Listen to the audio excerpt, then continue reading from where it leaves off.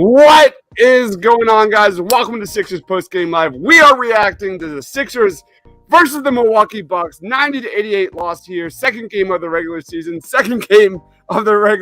I keep telling myself, be patient, guys. There's a lot to unpack in this one. We are breaking it down. I'll start over there on my that side, whatever, depending on where you are on StreamYard. That is Sean Bernard of PickSwap Media. What is up, Sean?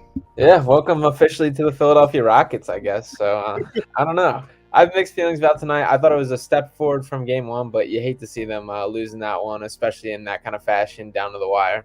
Yeah. The Philadelphia Rockets, man, we're cooking in that small ball lineup. We will break that down very soon. Down there, my man Freddie from Edge of Philly Sports. What is up, man? Angry. Doc, Embiid the most. I guess we'll dive into it, but angry is how I'm feeling on this one. Joel Embiid didn't have a single freaking field goal in this second half. You just get one or two field goals, we could have a different narrative tonight. That is, he was unplayable at points. Yeah, borderline unplayable. Yet Doc went to him in that one of the final possessions, ISO ball. Yeah, let's give it to Joe when James Harden's going completely off. We've also got my man Tiago. What's going on, Tiago? Can you guys guess how many minutes James Harden played tonight in Game 2 of the regular season? 40 minutes. And they needed every single one of those minutes to just maybe pull out a win. So concerning, man. Very concerning, to say the least. Did Tucker have 42? I think I saw Tucker had 42. 39, yeah. 39 for Tucker. So, yeah. good. Like that can't happen. That just can't. I mean, I guess it's the Bucks. Maybe that's the reasoning, and they're trying to see if they win. But, like, come on. It's October. It's October, man. Like Freddie said, we're going to start on a positive, and that's got to be James Harden doing James Harden things. Old OG James Harden things going off, especially in that fourth quarter. Dude had 16 points. He had 12 points and an assist in that huge 15-2 Sixers run in that fourth quarter, with mostly Joel Embiid on the bench, which we'll get to Joel Embiid in just a little bit. But James Harden had another terrific game in Game 2. Harden finished the game with, let me find it here real quick. 31. Where is it? Can't find it. Why am I not seeing? There it is. 31 points, 9 assists, 8 boards, and 2 steals. I'll throw it to you, Sean, first. What was your take on James Harden tonight, man? Yeah, and my favorite part about James Harden's game tonight is traditionally so far with the Sixers, the nights that we've seen the great version of James Harden is essentially the step back threes falling. That's kind of been the make or break. That was not the case tonight. He shot 1 of 7 from 3, and he still had his fingerprints all over that game. The way he got to the mid-range, he was looking like DeMar DeRozan from mid-range tonight. The way he got in there, I was super excited. I thought he competed defensively. We saw him get that steal, chuck it off Bobby Portis down the stretch. He was locked in, pumping up the crowd. I could not be more impressed with James Harden through the first 2 games this year, and especially just the way he's doing it is incredibly encouraging to me. Yeah, I'm pulling up his shot chart right here. What about you, Tiago? Attacking Milwaukee's drop coverage, right? They really want to pack the paint. They want to drop Brook into that restricted area paint. James Harden's floater was on point tonight, man. And as usually was, when you can tell when he's on in Houston, that left-handed floater is absolute money.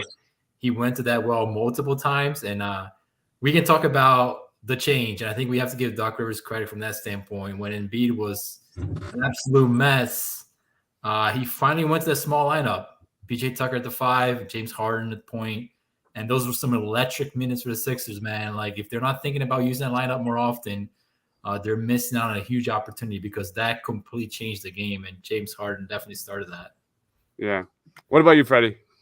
Yeah, I agree with both of you. He's basically said it all. But what I liked the most about it was he put the team on his back. You know, he said, you know what? Embiid's not handling this game today, and I need to put him on my back to get us back in this. And him doing that shows the Harden of old as well, and a leader on this team, which is huge, because it's Embiid's team technically, but I think there's going to be a lot of times this year we need it to be Harden's team. Yeah, I love that take, because like that was such a take during the postseason, right? Like, how many shots did James Harden average during the postseason per game? Like under 10. We needed more from James Harden offensively. The way he started here, first game, second game, that is huge. That's the only thing that I've got right now. I'm holding on to that optimism, glass half full perspective here, because the honest take here is it's going to take time for this Sixers team to gel. It's going to take time for that offense and defense to start clicking on all cylinders. The preseason was kind of fake news. Let's be honest. It's not been great out the gate. So there's James Harden's shot chart. Like Sean said, really cooking from mid-range, 7 of 8. That pull up he had, like, it's so baffling, man. Let's go into the Sixers offense before we touch on Embiid, because I think they're definitely together there. They're synonymous. You look at the Sixers offense and James Harden, like when Joel Embiid and James Harden are doing the pick and roll, it hasn't been perfect, but there's definitely that two-man game, that pick and roll game between those two looks so good at times. Outside of that, there is no identity on this team offensively. It's basically just pass the ball around the perimeter. Someone takes a last-second shot. There's no there's no screen set. There's no off-ball movement. It's vanilla, and I don't understand that. I get that there's a lot of new pieces to this team. I'll start with you, Freddie, but what's your take on this lack of Sixers offense? Because coming into this season with the depth and everything else they added with the shooting, I thought this offense would be elite, and it hasn't been. Well, I still think we need the shooting, and I thought that in preseason as well, or at least a just shooter that's purely a shooter. But as far as the offense goes, I agree. Vanilla, bland, confusion. But even with this pick and roll, like, what is Embiid doing? Does he ever roll to the basket? So, like, it's predictable. Like, there were times where Harden, they set the pick and roll. Harden's looking to throw it in the lane, and Embiid's out at the three-point line. Now, we blamed Brett Brown.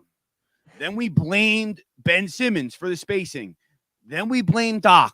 At what point are we going to start blaming Joel Embiid for being soft and not going to attack the rim? Yeah, this is like Daryl Morey's worst nightmare, man. Look at those 3-point percentages. Look at that percentage at the rim, man. This was just not it. Daryl Morey's going to have a tough time sleeping tonight. What about you, Thiago? What's your thoughts on this Sixers offense that we've seen through 3 games? Not good. I mean, when you have, especially tonight, when you have, you hear my dog. She also doesn't like. She also doesn't like Doc Rivers. She's not a fan of Doc Rivers. 24 3-point attempts tonight. That's not what's going to get it done. Milwaukee gives up a ton of corner 3 attempts. One of the top corner 3 attempts volumes given up by the NBA. They never took advantage of that. So you're already starting off with a disadvantage. 80-some points when you have 2 MVP level players. Just unacceptable. It's just unacceptable, man. And yeah, you can say like Joel needs to step up, and he definitely needs to step up, and he's going to step up. The guy has an MVP pedigree. He's going to get his eventually. But the question I have is, what do they have outside of isolation basketball that they can tap onto when Joel Embiid is not playing well, right? Because you see the same stuff over and over again where guys are staying in the perimeter waiting for things to happen. You don't see cuts to the basket. You don't even see them take advantage of things like a Tobias Harris post-up, right? They got Grayson Allen. Tobias Harris is going to take advantage of that post-up. You can get guys moving off that and creating offense off that. So there is absolutely no reason why they should ever score less than 90 points and beat and hard on the court. But here we are, man, and it's what we've been talking about for the last couple of years. It's gone from Ben Simmons' fault. It's going to go down to, who else's fault. Eventually, the arrow has to point towards the head coach, man, and we'll wait and see. But it's not good. Yeah, it's weird because I look at game 1. I definitely saw lack of execution. The open shots were there. It was not the case. I think the second quarter, they executed really well tonight. Outside of that, it was just a hot mess. What about you, Sean? Is it the player's fault? Is it the coach's fault? Just general thoughts on the offense. Yeah, I think a little bit of both. To me, it feels like there's a little bit of like a disconnect between the just Doc Rivers, James Harden kind of combo and what they see for the offense. There's still way too much isolation ball. And it's kind of by nature with both these guys, both Harden and Embiid are just very isolation heavy in the nature they play, both high usage face up kind of guys. But like tonight's another one where like if Harden does not get red hot, this offense looks especially brutal tonight. Like there would be nothing going on. And we were very much saved by that, by seeing that. But like those still weren't a lot of like good looks generated by the offense. It was more or less just Harden like finding a way to get it done. And I get that somewhat of the NBA and kind of the hero ball nature and what we're relying on, but there just has to be a better job of like creating plays for your best players to get looks. Like I saw like the photo going on Twitter. It was like a leaked picture of Doc Rivers clipboard. And it was just like Joel figure it out on there. And it just feels like that's kind of it at times. It's like give the guys a chance, but there just has to be more like schematically done to create looks, more off ball screens, and the guys around them. Like I just need to see way more motion. The guys that are in the corners are just sitting there in the corners. Like it's no like back screens and go set up a look there. It's just like they just stand there. So that's very easy to defend when like maybe Milwaukee traditionally gives up a ton of corner threes, but they're not going to do it if you're just standing there. Like there has to be some sort of attempt to get them open. So there's just got to be more motion. There's just got to be more pieces to it, more moving parts. And I do have optimism it'll improve as the season goes on, but as it stands, it's just way too stagnant overall. Yep, I absolutely agree. Let's go to some comments real quick. Quentin says Doc's offense is a YMCA pickup game. What year are we in? Not far off, man. Like, like that's what I'm saying. Like I was literally just gonna say that, Chagger. Like, what year are we in right now? Like it's the same thing. Yeah, it's the same. Like you can literally. There was like a trailer of the Painted Lines on a YouTube channel. I'm complaining. It's the same damn thing. That was literally about Doc Rivers' offense, and here we are, 2022. There was a stretch in the third quarter. I was thinking exactly that. I'm like, holy crap! Like this is straight out of like high school now. Wasn't this Brett Brown's offense too, though? Weren't we saying the same stuff? Guys standing around at three. No, there was way more motion. Yeah, way more movement. Yeah, but we had the same issues come time against a good team. People standing around on the perimeter, looking around. Yeah. I'm okay with being 0-2, not okay with M being this out of shape. He's a step slow on offense. He's two steps slow on defense. Jordan's in the house saying Embiid is not himself, playing lazy. Yeah. Let's get into Joel Embiid. This is not going to be good, guys. I am sorry. Joel Embiid finished the game with 15 points, 12 boards, 6 of 21 from the field. He ended the game scoring 4 points in the second half, 0 field goals, 1 of 12 from the field. Absolutely abysmal inside the paint. And the part that kills me, especially given how much Doc is running his starters into the ground, is he only had 3 free throw attempts in this game. So, and then you look at Joel Embiid and the mood, the moping, this is supposed to be your team captain. And when your team is coming out flat 2 games in a row, look, there it is. There's a direct correlation there, guys. I'll let you lead off, Sean. Like, what was your take on Joel Embiid tonight? Yeah, and I see the point about fitness. I don't think it's a fitness thing. To me, I think it's like a mental thing. Like it's like a locked in kind of like mindset thing that just isn't there. It doesn't feel like he has the same intensity. And I get like it's the beginning of the regular season. Like it's not his time to turn it off or waiting for playoffs, whatever. But that's still to me just not an excuse. And it also like really sucks when we think about like this is the most complete team we've put around this guy, like got the roster constructed around Joel specifically, and to not kind of see that is super frustrating. And even down to like towards the end of the game, as Harden kind of took over and we're looking at this, it's like you don't have to be the man. You clearly don't tonight. Like you can be just a terrific defender, a guy who does just be like a real deal center. You don't have to be the this elite guy, and it still wasn't there. So plus the moping thing, like the lying on the ground, seeing everybody run down the court and him still hanging in the backcourt, like that kind of things are frustrating. And he just looks like straight up miserable out there. So they just have to find a way to get him I don't even know what it is. I think it's something in his own head that needs to click and find a way to get locked in. But until he's having fun playing basketball and looking like he cares and is back in, like this is kind of what we're going to see, I feel like. What about you, Tiago? Yeah, I'm okay with the missed shots. I'm even okay with the turnover late because I thought he tried to make the right read. It was just a step slow. And that could be a timing thing. Milwaukee's got a good defense. So I'm okay with all that. Like, that's fine. Like, you're going to go for 5 to 21. I'm not okay with when you're being asked to set a screen, you have Harley walk out there and you completely whiff on a screen. I'm not okay with you not boxing out. I'm not okay with you putting out that effort that is clearly lacking out there. And like, I'll go a step further than Embiid, man, because there's always been excuses around Embiid, right? It's always been something out of his control as to why you haven't been able to win a championship. And I think that the Sixers, for the most part, have gone to a point where they've removed all the excuses away from you, right? So they've taken away Ben Simmons. They've done all the roster construction around you to win the title. So, like, I don't want to hear it anymore. Like, get it done. And if you put out your best effort and you don't get it done, that's fine. Like, we'll live with that. And again, this is not a shot on Embiid, because I think that we will look at the course of the year and we'll see that these 2 games may not even like be in the, like, it's time, man. Like, it's time. Like, suit up. This is a game that you need to step in front of your home crowd and get it done. And I'm okay with the 5 for 21. The rest of it, it's nonsense. Like, there's no reason for you not to put the effort out there. It's simple as that. So, Yeah. What about you, Freddie? I agree with both of you, and it just comes down to, like you said, Tiago, like, it's the effort. Like, you can miss the shots. We're good with that. You can get beat down low, if you're missing the layups, but to just bail on the paint when you're manned up. There was multiple times he had, no doubles. He had ISO on Brook Lopez where he could have just brought him down to the block. And after Brook took him twice, they could have been fouls, but like, they didn't get called. You don't lay on the floor and flop around and let your team go 4-on-5 the other way. How many years have we been seeing this? I've been the hugest Embiid defender out there. Like, this is probably the most negative I've ever spoken about him.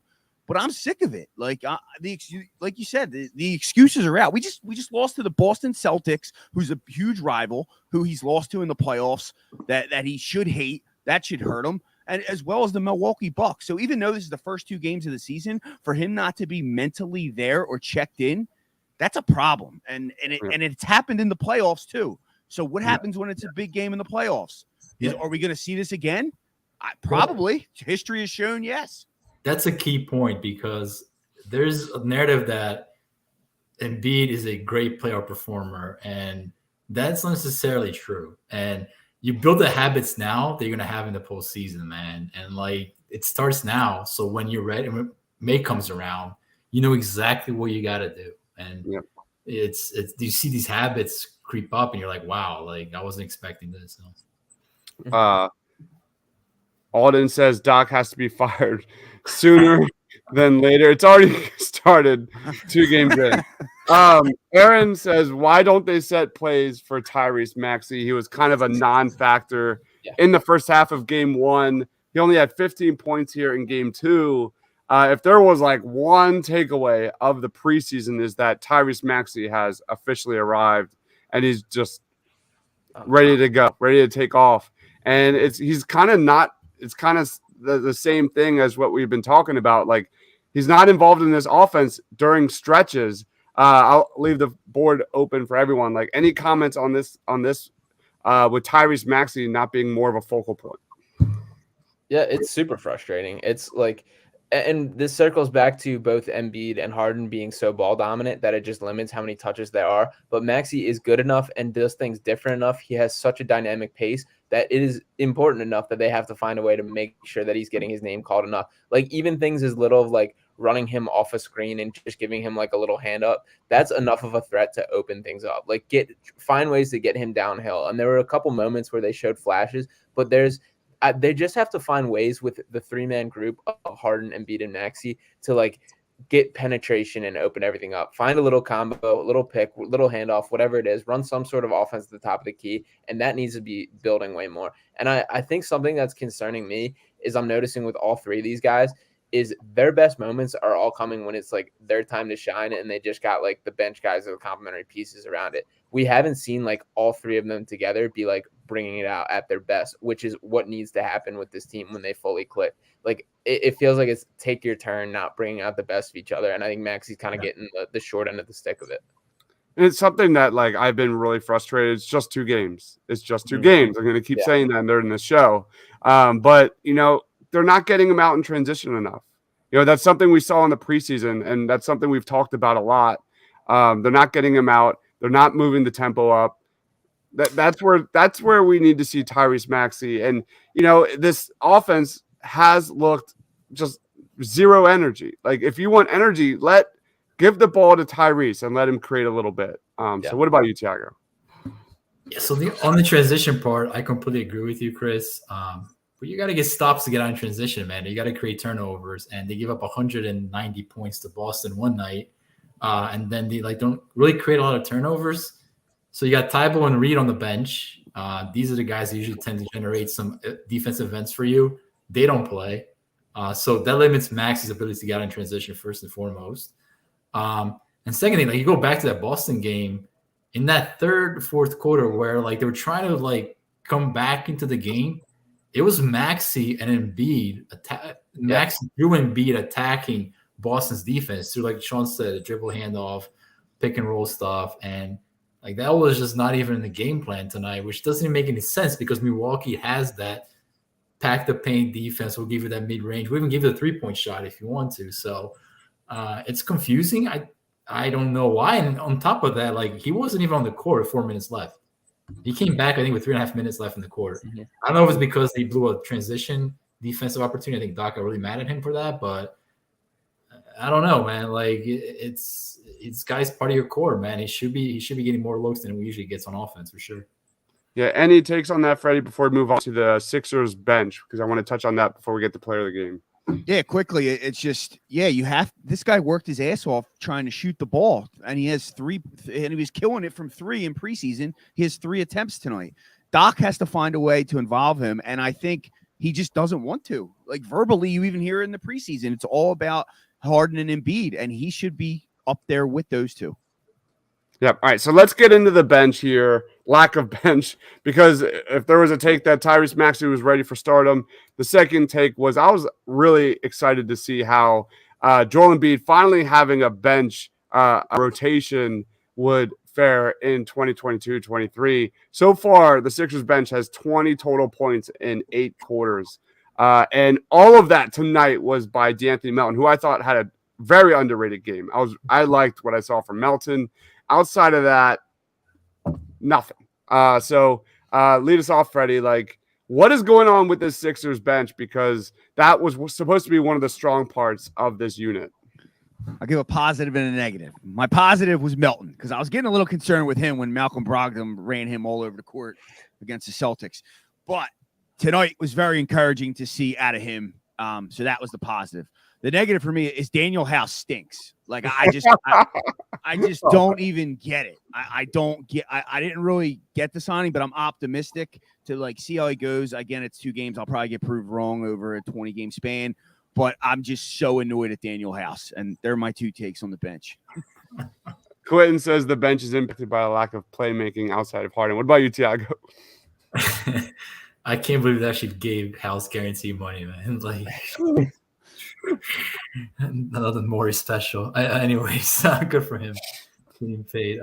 They don't play enough, man. I mean, I can see Doc trying to do some things, but you can clearly tell that it's Melton and it's House and it's my starters. I mean, that's really who he's riding with in game 2. And I think now is the perfect time to try different things with your team. I tweeted before the game, Paul Reed actually defended Giannis last year on 30-some possessions last year. Paul Reed played 6 minutes tonight. It wasn't even a factor in the game. So these are the moments when you want to try and gauge how capable your players are. So you can take that into the postseason. And you can clearly tell right off the bat, it's my starters playing 40 minutes and the 2 guys off the bench. And that's how we're going to go for 82 games. And I don't think that is a path for sustainable success. You talk about an aging roster. I don't know. So I think the biggest concern about this is the Sixers had arguably the best starting lineup in at least I think the last couple of years in the postseason. When the Sixers starters are in the game, they're statistically one of the best. It's just the lack of depth and things like that. And now Doc has depth and he's running his starters into the ground. I don't even know what we're doing here. I got no words for it, man. What about you, Sean? Yeah, I agree. I think a lot of it comes down to opportunity. I agree with Quentin that the lack of playmaking definitely hurts them.